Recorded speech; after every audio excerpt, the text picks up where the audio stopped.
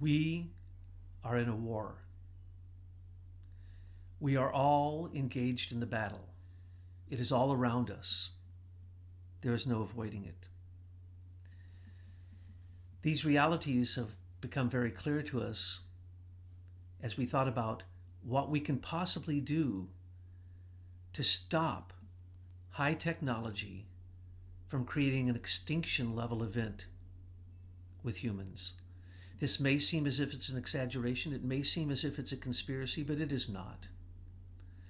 5G implementation, if we do not start a moratorium and a ban on 5G, 5G has been known to wipe out eggs and ovaries of women. We are talking about an extinction level event for human beings because technology ends up doing what we see in all the science fiction movies, that the machines take over, that the robots take over and the cyborgs take over, and in the end humans become incidental. And this may seem as if it's an exaggeration, but if you look closely at what is really going on, you will find that this war is trying to steal from the human being its most sacred domains, the domain of thinking, the domain of feeling, and the domain of willing. And what machines are trying to do, not necessarily on their own, but by the forces that drive them, is take away human thinking and replace it with sub-thinking, a type of thinking that really doesn't exist in this world. It's a two-dimensional thinking that exists in the realm of the computer, which is really a realm in between the mineral and the plant.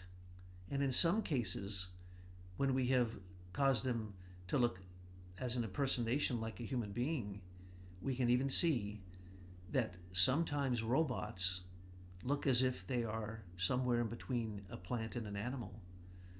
When we see autonomous robots, when we see autonomous weapons, when we see autonomous cars, we have to start asking the question, what is it we're doing? And is this human? And why are we doing this? And who is doing it? And that's what we tried to answer in our recent intelligence report from the Anonymous Patriots is, who is causing this? What's driving it? Is there anything we can do?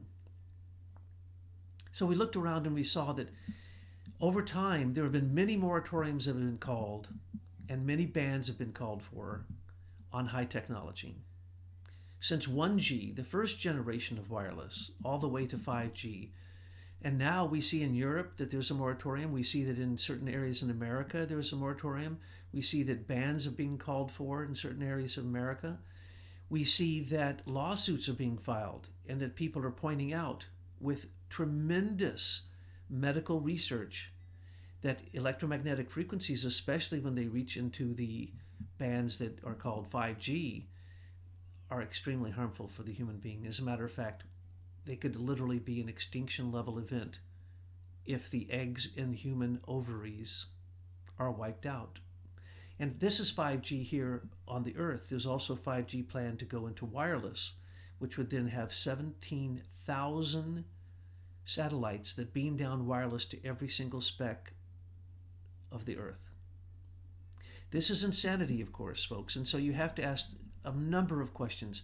How did we ever get to the point that people have to stand up and say, hey, let's look at this new technology because it's killing people. Let's look to see if it's harmful. Let's do longitudinal studies instead of just leaping in to the deep end and assuming that because it's innovation, because it's high technology, that it's good for us. Now, one might assume that there are individuals who are driving this, and there are, and they're driven by their greed. They're driven by their own power, their own lust for what it is they want on the earth. But really what is driving them? They were born into materialism. They were born into a world where machine sub-thinking has ruled their life from the 70s, let's say. Because from the 70s on, computers began to take over our world. And we willingly said that we thought that we were the masters of those devices, which then became our slaves. They started to do our work for us. They started to do so much convenience for us. They started to save time. Everything was about time. Everything was about supposedly creating more time for the human being to be human and let the computers and let the machines do the work as our slaves for us. Unfortunately, because science is just another theory that will be completely supplanted in 100 years, we have been taught that secular humanism, that science, is the truth. But in fact, every single time a theory is changed, it demonstrates that what we were told were the truth. Those theories, those aren't the truth. And so what we're being told about computers is not the truth. We're being told that quantum computers exist. They don't. We're being told that artificial intelligence exists. There's only one artificial intelligence on the face of the earth, and that's deep space. It's Google's DeepMind and its secondary DeepMind 2. And what it does is it plays 5 games at once, and it can beat human beings. And recently, DeepMind used its own programming to create a second DeepMind, which is even faster and more efficient than it is, and seems to be the only device on the face of the earth that actually has artificial intelligence involved. The rest is a myth. The rest are subroutines. The rest are simply millions of hours of human thinking congealed and condensed into applications, into software, into programs, into machines. And the problem is that secular humanism and science tells us that each and every one of us deserves to have these devices for convenience. We deserve to be our own king and queen of our own digital world. A virtual world indeed, but it makes us think that we know everything, that we're omniscient. It thinks that we are omnipotent, that we can do whatever we want and contact the whole globe if we want at one time, our thousands of friends on our social media. And it makes us think that we can be anywhere that we want because we can go onto our smartphone and you can literally dial up anything you want. You can go to the Gobi Desert. You can go to hear what is happening in the U.S. Congress. You can watch anything, anywhere you want. You can even affect things through the Internet of Things from a distance. Your home may be in Hawaii, but in Illinois, you can tell your home what to do. You can answer the door. You can receive a package. You can start your toaster. You can have some coffee made for you from Illinois by pushing a button on your smartphone through the Internet of Things. And so we were born into this, many of us. And now the great danger is that our children will think that this is reality, that the virtual is the real. And this is the heart of illness that is created by the use of technology.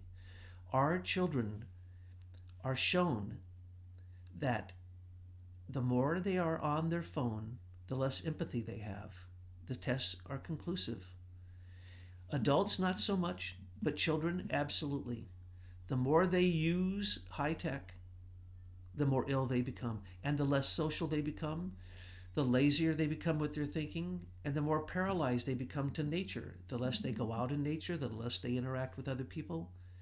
It is an illness that we need to address, and an illness that is not being addressed because people believe that having higher speeds on their iPhone, higher speeds on their smartphone, their computers, are more important than whether their children go blind at night by using their iPhones in darkness, whether they become cold-hearted and lack sympathy and empathy for others, and whether or not they are so paralyzed that their will, their human willpower, is in fact frozen.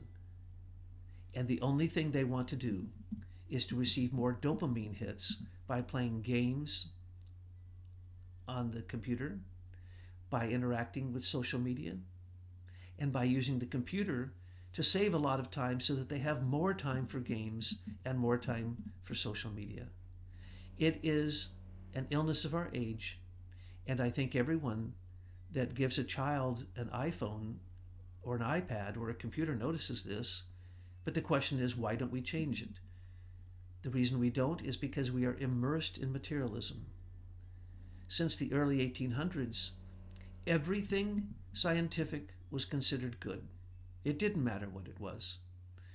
And everything that could be invented would be invented. And then when we reached the mid-1800s, everything that was invented was then looked at as a possibility, as a weapon to be used against your enemies. And so from the point that Marconi in the late 1800s stole Nikola Tesla's wireless invention, we have been using high tech as a weapon for war. And now we've turned that war upon our own citizens. We've turned that war upon a war of propaganda. We've turned that war a war of commercialism to try to steal what everyone has as their discretionary income, to try to get it for Pepsi-Cola rather than for Coca-Cola, to try to get it for this or for that, to try to influence people. So commercialism has caused the media, from the moment that it was invented, from the moment of its inception, the media has been the control device. It's been a cyber warfare, psychological behavior changer. That is what it was most effective for. That is what the war propaganda boards are about. That's what, in America, the Global Engagement Center are about. That's what Facebook is about. Google. That's what all of these social medias are about. It is about manipulation. And at first it was for commercial purposes, but then when the internet got out of control and was no longer DARPANet, it was no longer a military communication network for developing weapons, and it was then released to people for commerce and for their own entertainment, at that point it became something they couldn't have imagined. It became a weapon that could not be imagined before that time. It became worse than nuclear weapons. It became the thing that if at any one moment it is turned off, most of the Western world will collapse. Commerce is there, our economy is there, our currency is there, our education, our everything is there, let alone our entertainment and all that we do with our spare time.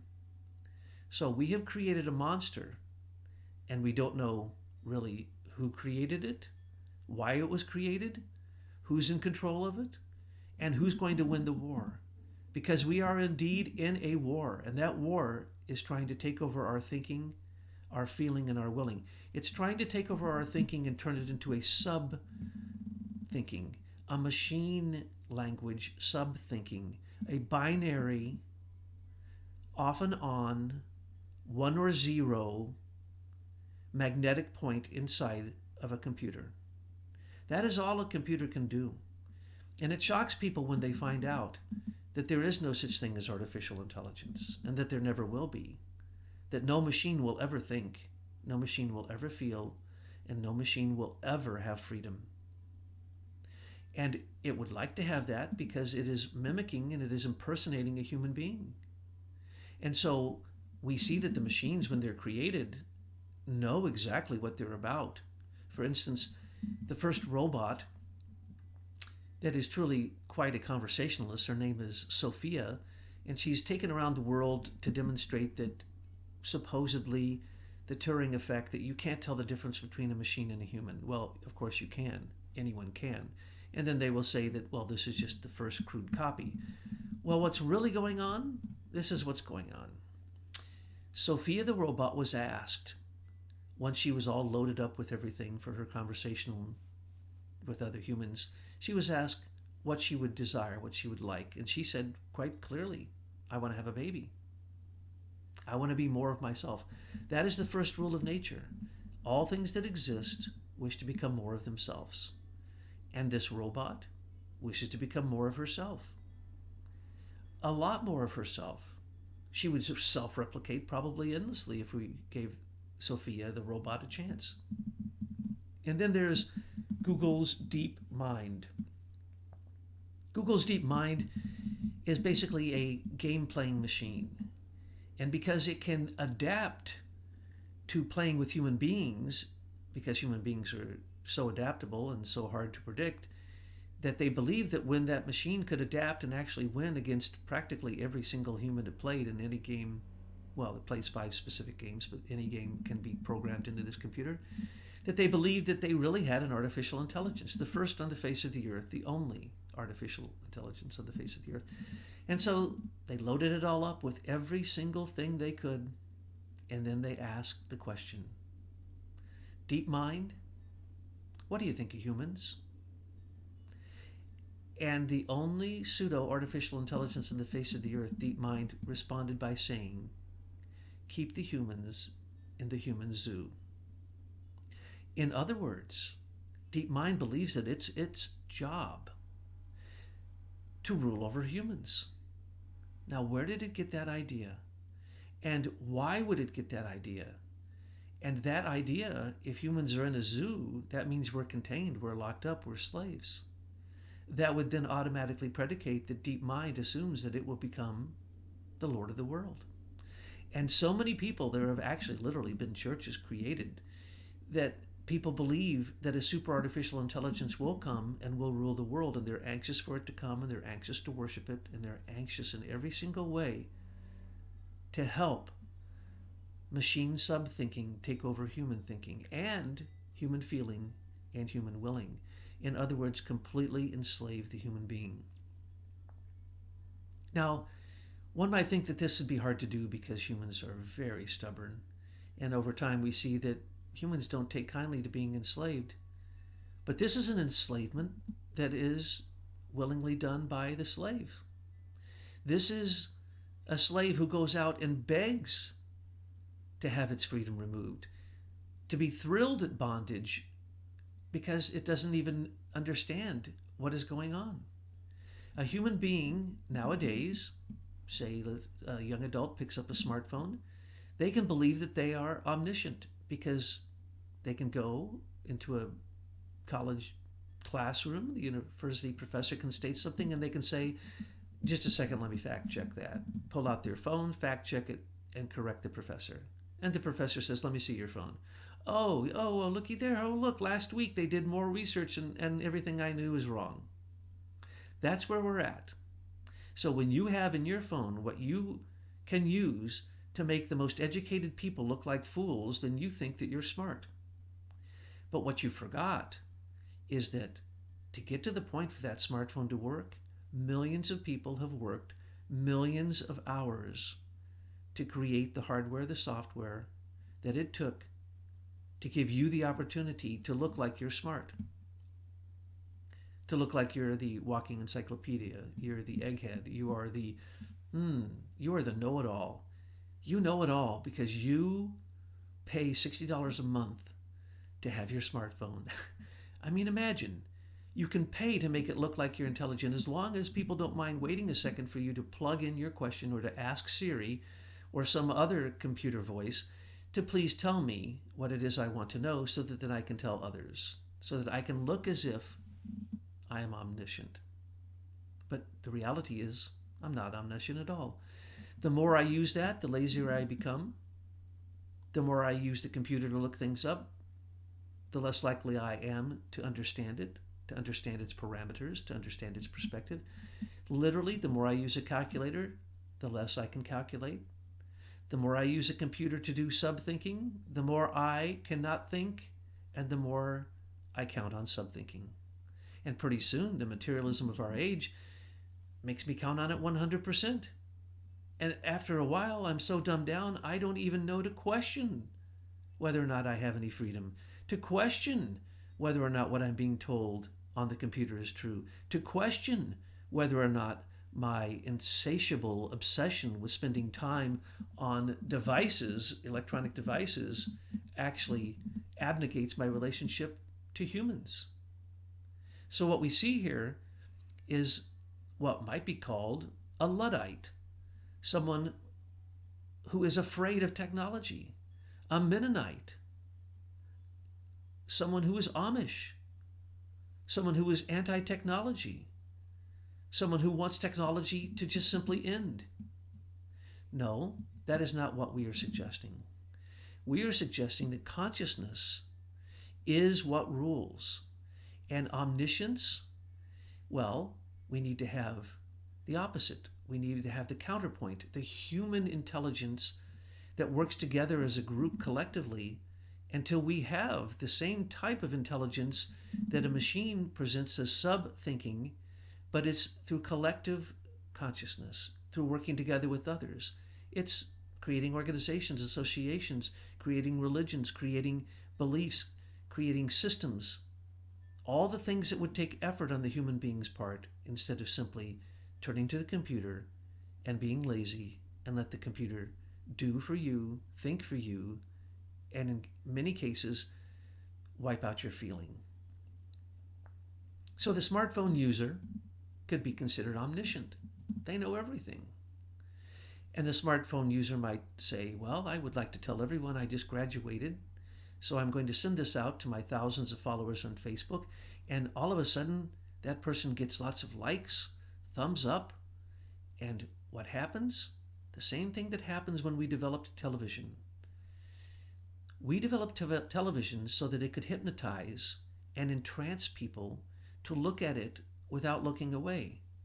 Well, to do so, especially during commercials, they added flashes of colors, garish sounds, subliminal programming, and flashes of colored lights that actually cause you to be hypnotized. And this causes the adrenal glands to send out adrenaline. It causes the thyroid to send out epinephrine. It causes cortisol to be released, and the brain receives a serotonin shot of dopamine. So from the beginning, it was designed that cathode ray tubes would in fact entrance the viewer, hypnotize them, and control them. Behavioral modification. High technology has been used to weaponize what is basically a weaponized psychological operation for the sake of commercialism. But it's now used for advancing literally the administration's policies in many countries. It's used for controlling people for a variety of reasons, keeping them asleep, entertaining them with sports and pornography and gambling so that they won't pay attention to what's really going on in the world, that news doesn't really report news anymore. It's nothing more than commentary, that you are kept in a digital box, a black box that makes sure that you do not contact truth. And now all the different news guards and digital news agency and all the different groups that have come in to scrub the news, well, that just shows that they want to keep you asleep. And so your omniscience is not really omniscience.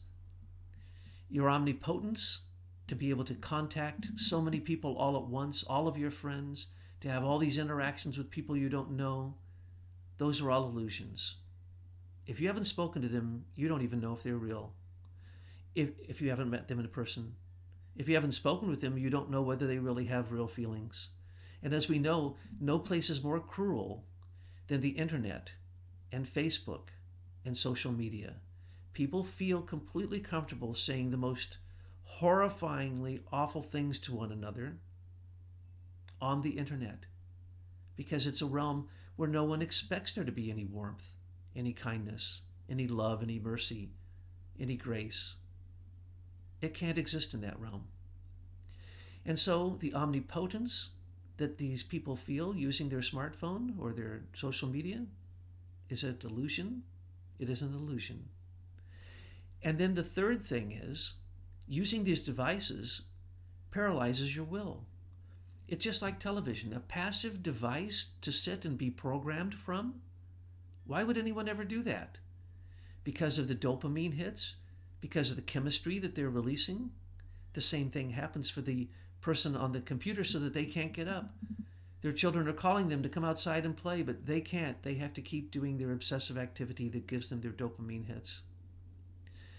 The computer steals your will. Smartphones, high-tech devices, steal your freedom. You don't even know it.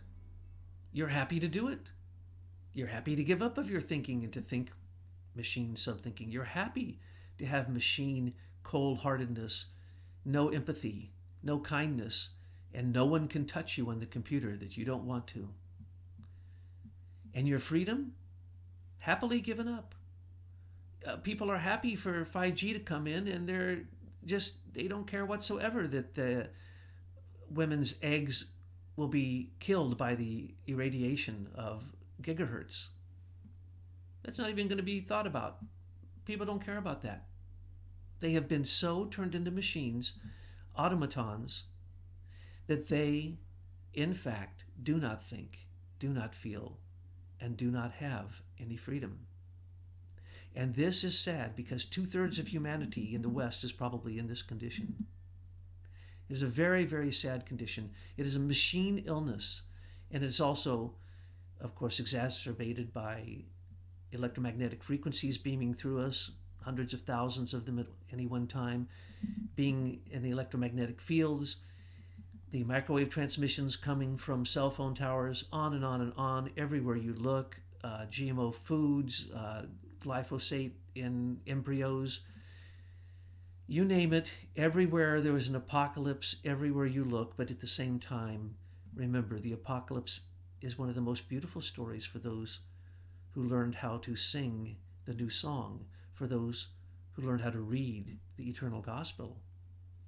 But for those who are caught up by the two-horned beast, the binary beast, the seven-headed beast, these are the beasts that I'm describing. These are the beasts who are literally fallen beings or forces, whatever you want to call them, who literally attempt to take from us what is most human: our thinking, our light, our feeling, our warmth, and our freedom, our love. And if they can just simply turn all of those off, or take them, or steal them, or turn humans to these dark ways, these two-dimensional kingdoms that are below us, then after death, that's where people go. You go to where it is that you've spent your time thinking about. And if you have been spending all your time on a computer, then you're probably going to go to that realm. But that is a cold, dark realm. And if you stick your finger inside that realm, it will shock you to death. We forget the forces that are being used. The forces of Zeus with his lightning bolts were created by Hephaestus. He was a monster kept in the underworld. He had two other monsters. They were chained to their anvils, and they created these electrical lightning bolts used to slay the enemies of Zeus. But they were not allowed to come up out of the underworld. Each time you are in your computer, you are in the underworld. You are in a binary world that you cannot exist in. You cannot even conceive of it. And if you think of the millions of lines of code that go into any computer for it just to boot up, and you didn't thank the millions of programmers who did that, you didn't consider that a man-made miracle, you didn't have gratitude for that, you didn't have appreciation for it, then it just became a force that slayed you. You're using power you do not understand, which in fact runs from your power. It steals your power. The reason there's so many computers in the world is there's so many computer users who want to give up of their thinking, their feeling, and their willing to that computer. Now, there are the people who turn their phones off and literally put foil paper around them, or put shungite on their phone at night, or there's all kinds of things you can do to protect yourself, and we recommend you do all of those. We recommend, first off, that you get your children off of these devices immediately. The Silicon Valley tech lords don't let their children work on these devices. They know what they were created for. They know they're evil. They know they're weaponized. They know that they are stealing the humanity of the very people who are using them, and they don't let their children use them. Why should we let our children use them? Take the computers out of classrooms. It just causes laziness. Take computers out of commerce so that we cannot always basically be held for extortion because our commerce is wrapped up in the internet. We need to basically have Donald Trump sign Leader Technologies' Miller Act notice so that we can take back social media, the internet, Gmail, PayPal, all of them that stole that technology, pay the people who deserve it because they had good intentions. They never intended to surveil anyone. They never intended to target or behaviorally modify anyone. and give them the money they deserve, and they, later technologies, can open up new systems which are free of the slave binding components of these weaponized machines that are not even being controlled by the military or by any particular state or country or anyone. They are being controlled by their own autonomous desire to continue their life at the expense of human life.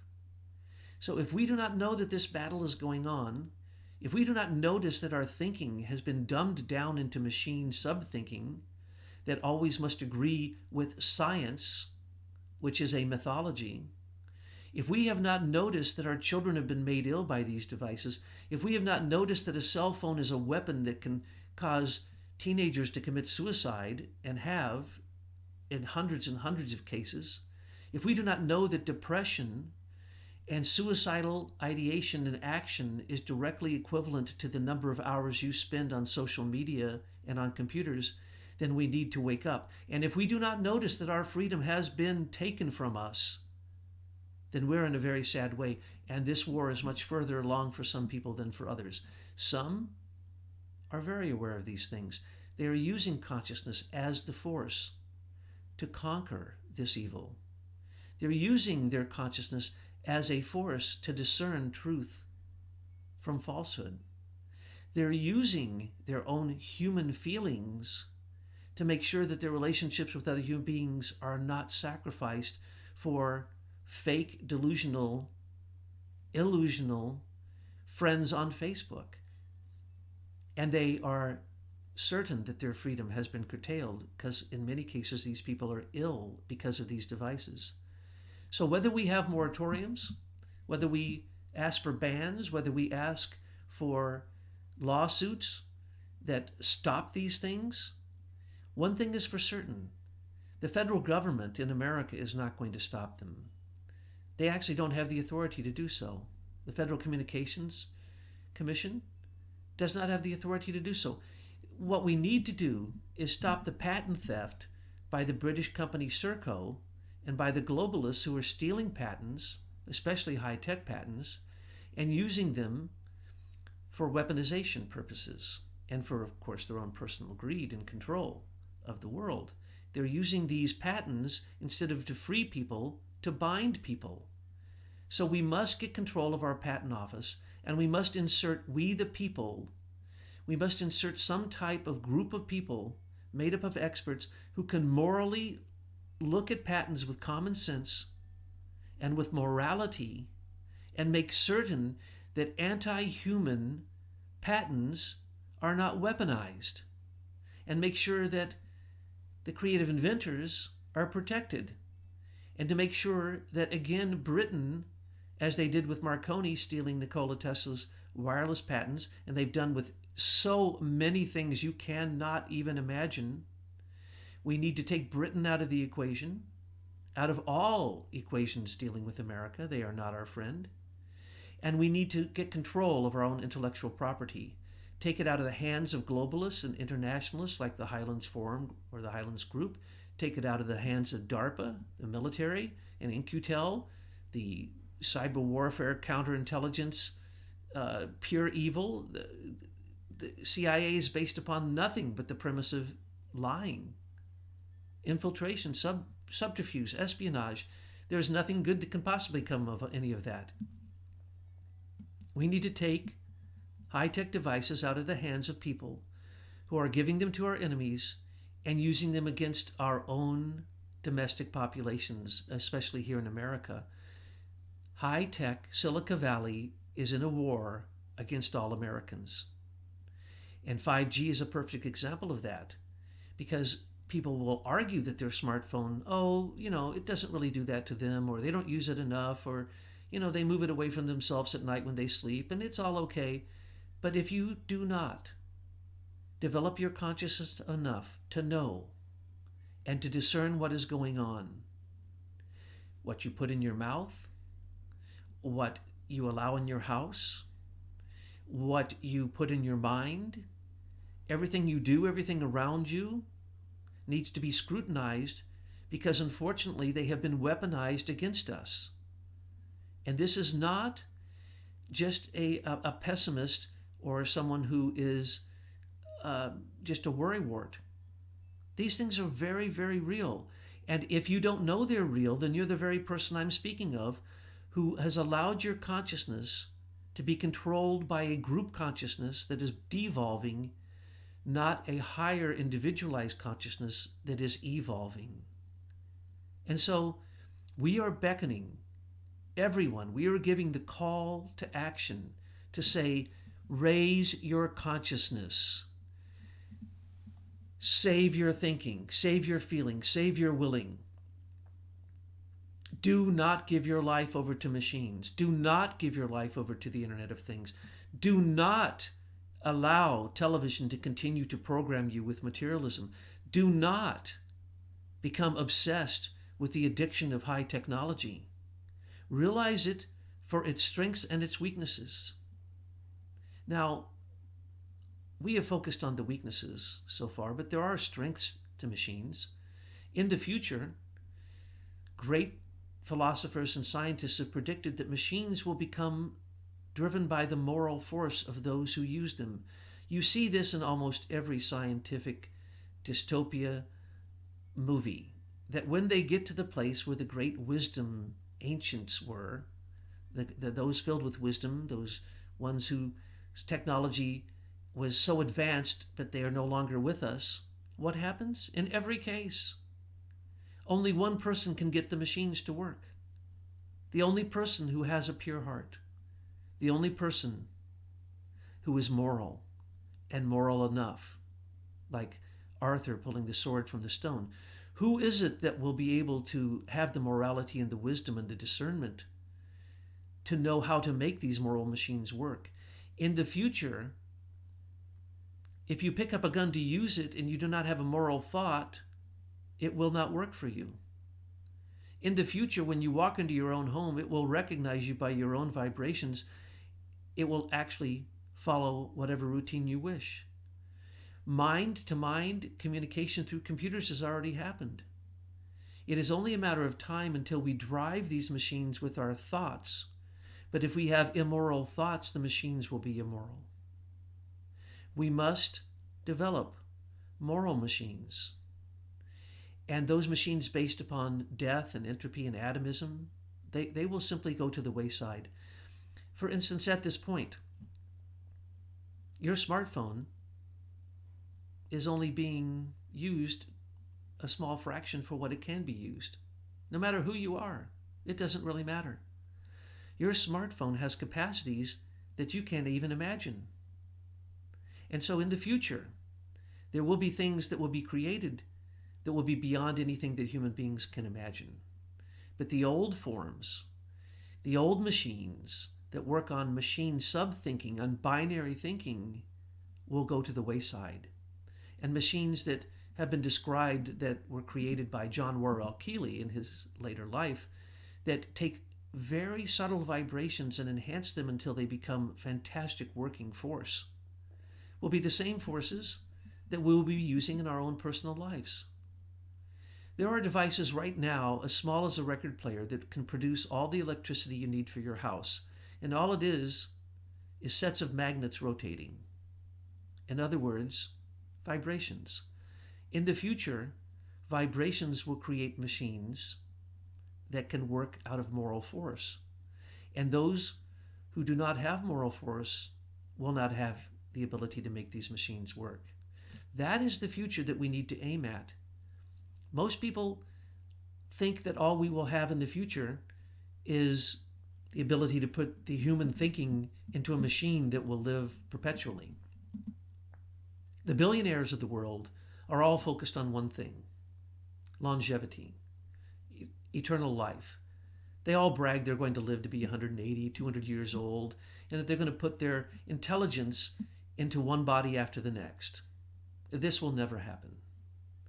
Humans will never be able to create humans like a god creates humans out of nothingness. It's just not going to happen.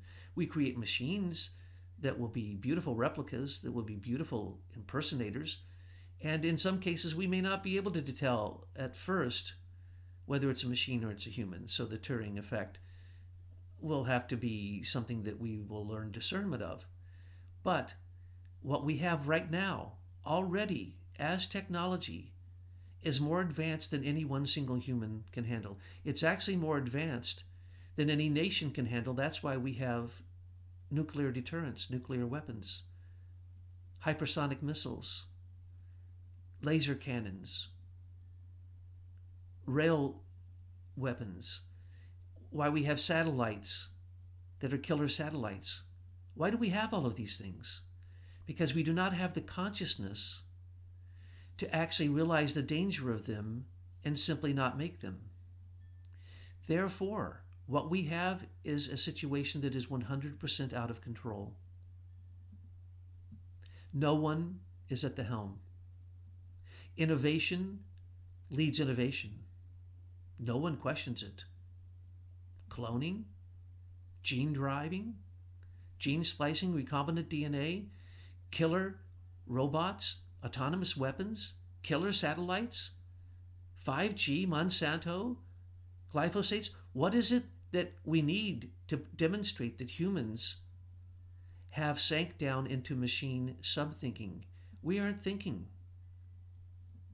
We aren't demonstrating that we have morality. We're not even demonstrating we have common sense. We're letting innovation and machines drive where we go. We need to put it back into the hands of humans. We need to take it out of the hands of machines. Because in today's world, one of the greatest glitches we have is that no matter what happens, as long as you can say, it's an IT problem, there's nothing you can do. As long as it's a computer information technology problem, nothing you can do. And the people who can fix it, well, you don't get mad at them because they're the only ones who can fix it. You can't fix it. You can't even understand it. You have no clue how it works. And in most cases, the people who do fix it, they have very little clue how it works. No, we're at the age where machines have taken over not only innovation, but they've taken over the work of the world. And as this comes more into the fore, humans will be pushed more into the background. Now, what kind of thinking could allow that? What kind of feeling could allow that? What kind of the desire to continue to have freedom could allow that? We don't use the human capacities that we have because we've given them over, surrendered them out of great laziness, basically, to machines, to slaves that we actually cannot control. We have all these weapons. We don't have the moral consciousness to handle it. We don't have the conscience to handle a smartphone. And obviously, we don't deserve the free will, the freedom that we should be demonstrating to spread love and mercy and grace and kindness. We don't have that. No, we have a paralysis in our will. We have a paralyzed will because machines have basically sucked up our will, sucked up our ability to connect to nature. Machines and computers and smartphones and microchips don't exist in the realm of nature. They exist in the realm of two-dimensional, man-made, cold, heartless devices, which are in fact driving a war against humanity to steal our ability to even make meaning of life.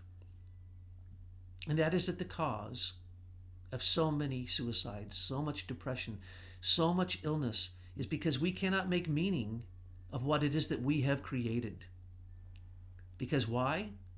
We have not developed the consciousness to do so. So what we need to do in our manifesto for human thinking is place humans first, place human thinking first, to put machines on the back burner, to let innovation slow down. We don't have to kill machines. We don't have to stop machines. We have to redesign them. We have to redesign them so that they serve moral purposes. There can be no more evil machines if we wish to live as a human. We need to curtail all of those things. We need to find new avenues. Instead of nuclear energy, use thorium. Instead of weapons, use economy. Why are we trading with China, our enemy, when they have nuclear weapons aimed at us? Same thing with Russia. Why don't we realize that the economy is more important than war right now. So trade deals are much more important than winning physical resources.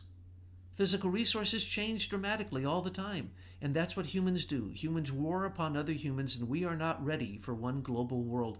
We are not ready for a new world order. We are not ready for globalism. We are not ready for multinationalism. We are barely able to handle the hatred we have for our neighbor. What we need to do is realize that is given to us, that coldness, that lack of empathy, that disease of materialism of our age is what causes us to steam ahead on new technologies without looking at the moral ramifications. Unless you had been literally had the morality sucked right out of you, how could you consider for one moment 5G? How could you consider for 1 second giving hypersonic technology to Russia through the Highlands Forum? How could you consider giving vaccinations that we know cause more harm than good? How can we take a flu shot that we know kill more people than the flu kills each year? How can we continue with the eugenic approach? We need to realize that the apocalypse is now. The war of all against all is in a small version happening now. But we need to remember there is the eternal curriculum, the eternal gospel, the eternal song. There is the redemption of all of those whose consciousness can literally, instead of using a machine to do so, defy time and space through consciousness. And that is what a machine can never do. There is no consciousness in any machine, and there never will be. There is no true human thinking, no true human feeling, and no machine is free. We as the human must be placed at the center of all science, of all cosmology, of all philosophy, of all education. We need to stop putting gadgets and devices at the center of education, at the center of entertainment, at the center of social interaction. We need to put humans back there. We need to put humans as the number one core founding a priori assumption for all patents, for all inventions, for all innovations. If we can do this, if consciousness can literally discern where we are and put machines in their place, then humans have a chance to win this war. And human thinking has a chance to win the war against machine subthinking. It is incumbent upon each of us to guard our freedom, to guard our sacred thoughts, to guard the meaning we find in our hearts through love. It is incumbent upon all of us to take the dangers away from our children. It is incumbent upon all of us that we stop the type of sub-thinking, the type of two-dimensional machine thinking that leads to wanting to weaponize everything, to wanting to use it against everyone but ourselves. Because it is that selfishness that machines actually teach us. It's that selfishness of pride. It's that selfishness of wanting the power. It's the selfishness of the greed. And these things are individual, but they are being led by much higher forces. Forces of fate and destiny, forces, there are principalities and powers and dominions. And it is only with their help, it is only with the help of the strength of the human heart, the help of love, that we will be able to overcome the cold-hearted hatred of machines. We need to do this now. We need to take up the banner. We need to lead the charge for human thinking and against machine thinking.